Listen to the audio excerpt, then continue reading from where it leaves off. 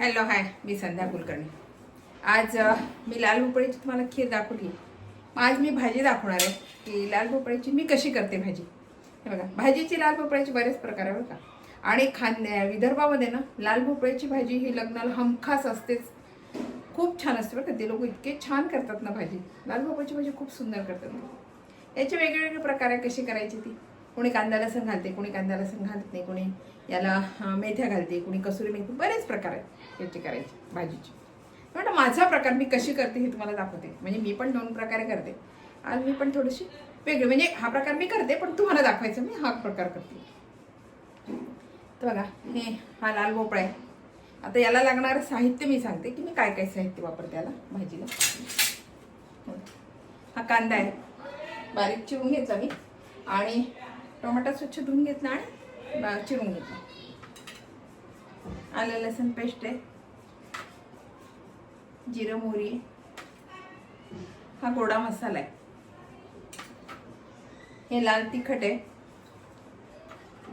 आणि हे धने पावडर आहे, आणि ही हळद आहे, आणि तेल.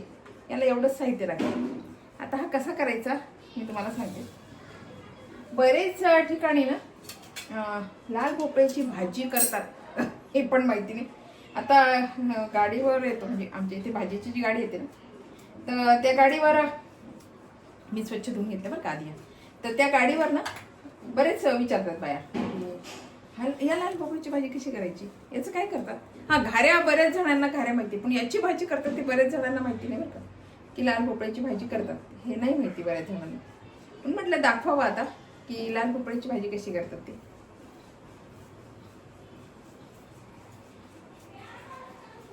त्याच्या घाऱ्या होतात, त्याच्या पुऱ्या होतात, त्याची भाजी होते, बरेच खीर होते, हलवा होतो, याचा बरेच प्रकार होतात लाल भोपळ्याचे.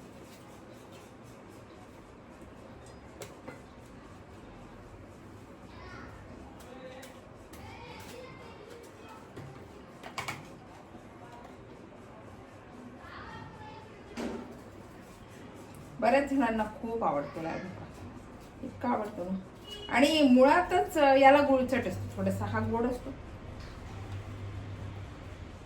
मी आता हा ना सगळं चिरून घेणार आहे. माझ्या पोळ्या वगैरे आज सगळ्या आटोपल्या. म्हटलं आता भाजी दाखवावी तुम्हाला.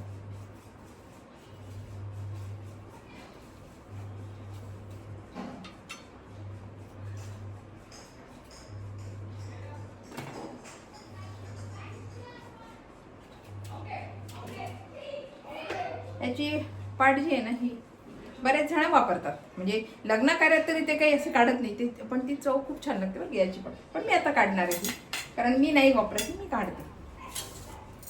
बरेच जण याच्या सहित भाजी करतात. अशी मी आता हे काढून घेणार आहे.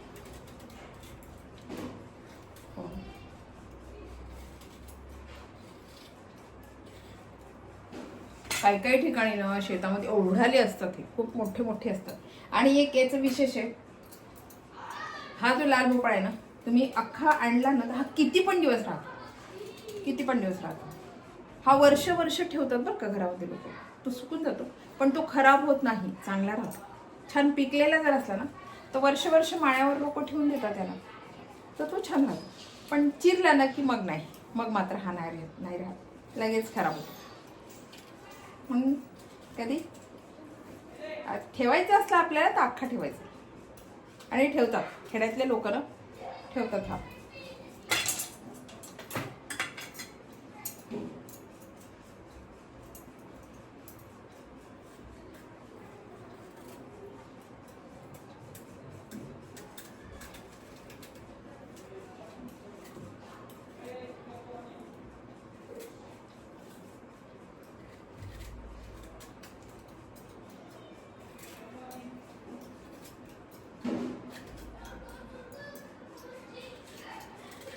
प्रवासाला वगैरे याच्या पुऱ्या छान होतात.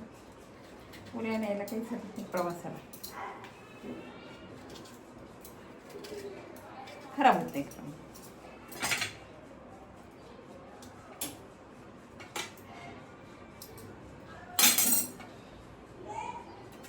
हा ना पूर्ण असा शिलता निघाला, खूप मोठा आहे ना, पूर्ण जर आपण साल काढायला गेले तर जमत नाही, म्हणून मी तुकडे करून राहिले त्याची साल काढायला.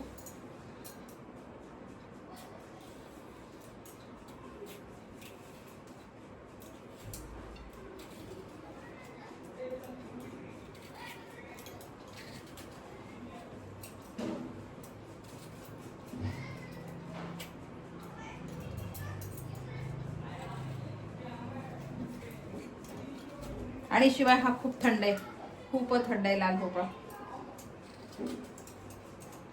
उन्हाळ्यात खायला काहीच हरकत नाही लाल भोपळा.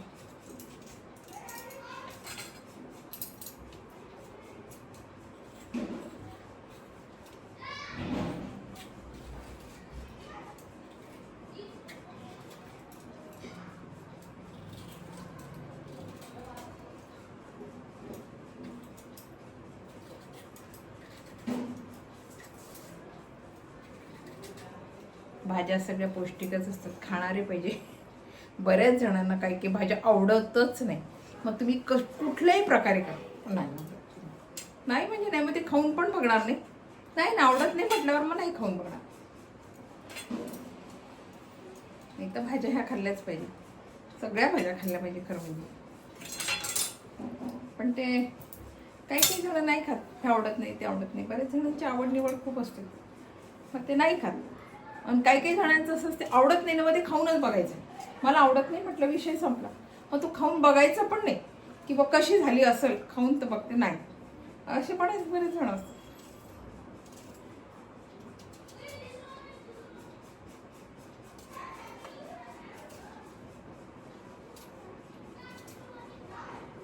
पण भाज्या सगळ्यात तसं पाहिलं तर कारल्याचे सगळं खाल्लंच पाहिजे, आणि मोसमातल्या तर भाज्या खाल्ल्याच पाहिजे. मी आंबाडी पण करते, आंबाडीची भाजी पण मी करते. आमच्याकडे यांना आणि मला खूप आवडते आंबाडीची भाजी. आणि मी शिवाय नुसता कांदा घालून घेते, ती राहते पण किती दिवस, ती पण खराब होत नाही आंबाडीची भाजी. त्याच्या भाकरी पण होतात, आंबाडीच्या भाजी पण होते. बरेच जण ह्या याच्यामध्ये पण आंबाडी घालतात का, या भाजीपतीमध्ये पण थोडी आंबाडी घालतात बरेच. कोणी मेथी घालते, कोणी आंबाडी घालते, असं घालतात. कोणी मग थोडंसं याला हे घालतात, मेथ्या घालतात.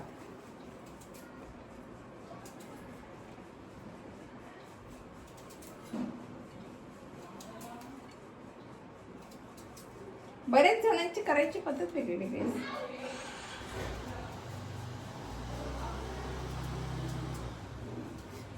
आणि सगळ्या भाज्या एका पद्धतीने नेहमी करू नये, वेगळ्या वेगळ्या पद्धतीने करून बघाव्या, म्हणजे घरातल्यांना थोडीशी वेगळीच वाटते. आहे तीच भाजी, परवा केली होती तीच भाजी आहे, पण थोडीशी वेगळी लागते बरं का आज भाजी, असं म्हटलं जाते. मग आपल्याला थोडंसं बरं वाटते. मग परवाची छान होती की आत्ताची नाही, आत्ताची जरा बरी वाटते. मग आपल्याला आणखीन थोडं बरं वाटतं, नाही मग मी वेगळी केली तर बरं झाली बरं काही भाजी, असं होते. म्हणून वेगवेगळे प्रकार, एका भाजीचे 4 प्रकार करून बघायचे, काही फरक पडत नाही. हा नाही तर आपण एक भाजी ना दुसऱ्या दिवशी नको असते, तिसऱ्या दिवशी नसते, 4-5 दिवस झाल्यानंतर मग आपण केली मग ती भाजी खाल्ली जाते. नाही तर मग आपण 2-3 दिवसांनी केली ना तर मला लगेच आता तर केली होती ना तुम्ही भाजी, परत केली असं होते.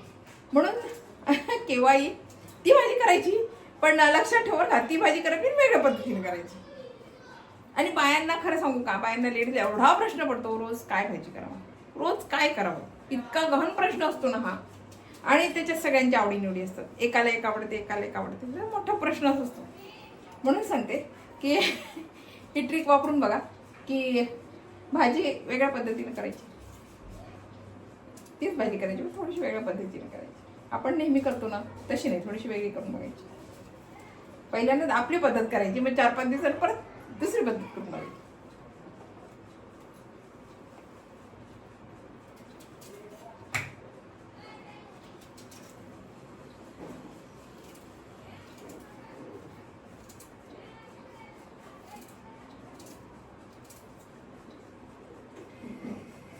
आणि ही भाजी विशेष म्हणजे शिजायला काहीच वेळ लागत नाही, 10 मिनिटात ही भाजी शिजते.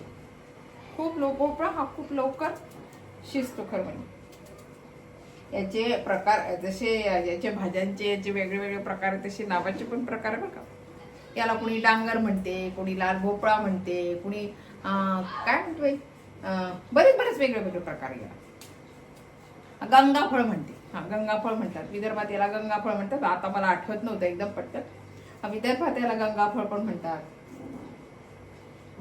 कुणी काशीफळ म्हणते याला. बरेच प्रकार आहेत त्याचे, नावाचे बरेच प्रकार आहेत त्याचे.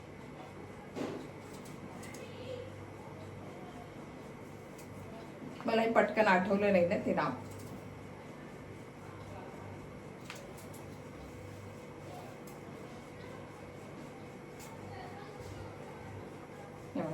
मी आता हा ना छान चिरून घेते पूर्ण, थोडा चिरायचं राहिला माझा.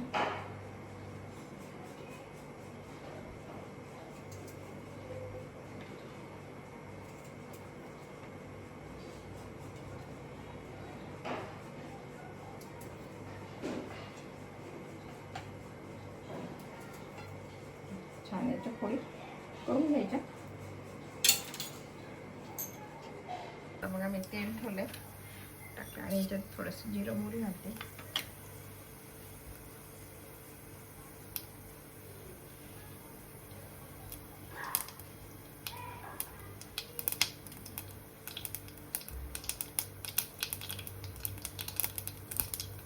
आणि आता आहे ना जाडं फोन केला होता, एकदम बारीक नाही केलं.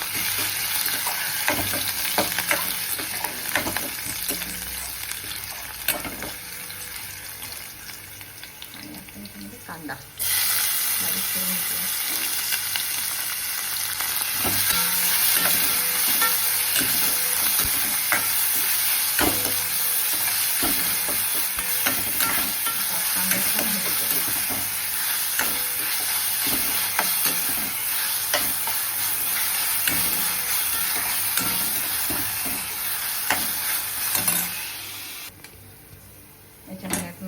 मसाले घातले आणि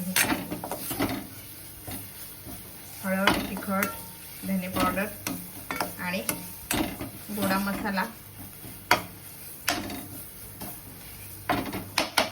सगळं याच्यामध्ये घातलं. आणि आता हा टमाटा घालून देतो.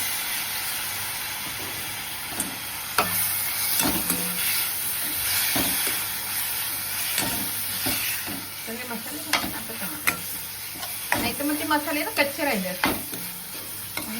छान मसाले घेतले, हळद, तिखट, धने पावडर, गोडा मसाला थोडंसं होईल आता. आणि आता मी याच्यावर झाकण ठेवणार आहे.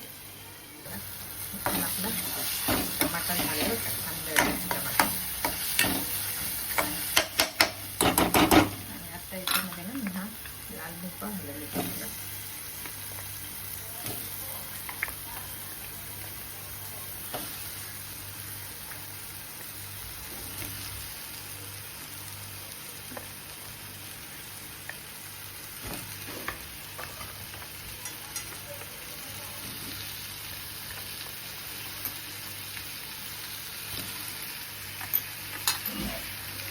परतून घेते.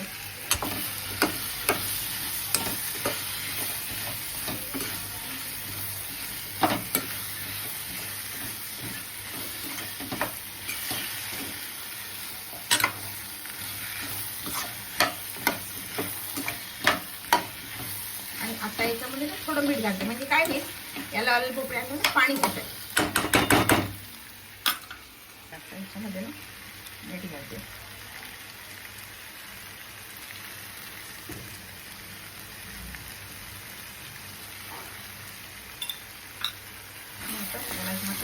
कमी गॅस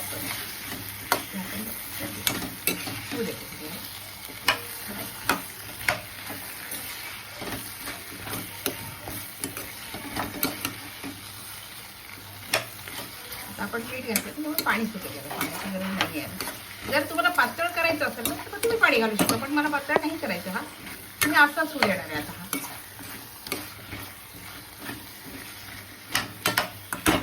आणि थोडं त्याला पाणी लवकर सुटते, मी आता असंच होऊ देणार.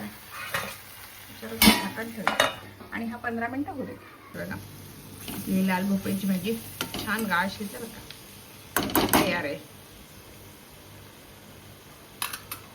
तुम्हाला रस्सा करायचा असेल तर थोडं पाणी, मला कोरडीच करायची होती म्हणून मी याच्यामध्ये पाणी नाही घातलं. नुसत्या वाफेवर होऊ दिली.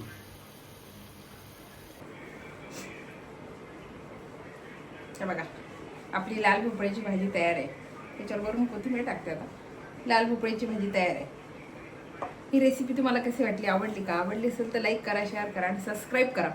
आणि माझे व्हिडिओ खरं म्हणजे तुम्ही कुठून बघताय हे मला सांगा, कमेंट करून सांगा, म्हणजे मला कळेल की माझे व्हिडिओ कुठपर्यंत पोहोचले. बाय.